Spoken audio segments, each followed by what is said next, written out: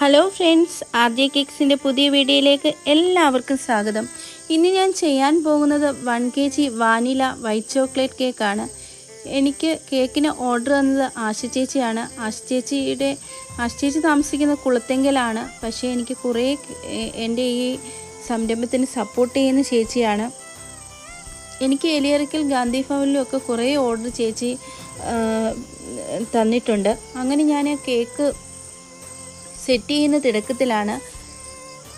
ഈ കേക്ക് കൊടുക്കേണ്ടത് ലൊക്കേഷൻ വരുന്നത് കോട്ടയമാണ്. ചേച്ചിയുടെ റിലേറ്റീവിന് വേണ്ടിയിട്ടാണ്. ഉച്ച കഴിഞ്ഞാണ് എനിക്ക് കേക്കിന് ഓർഡർ തന്നത്. ഞാൻ പറഞ്ഞു ചേച്ചി ഒരു 6 മണി 7 മണിയൊക്കെ ആകുമ്പോഴേക്കും കേക്ക് എത്തിക്കാമെന്ന് പറഞ്ഞു.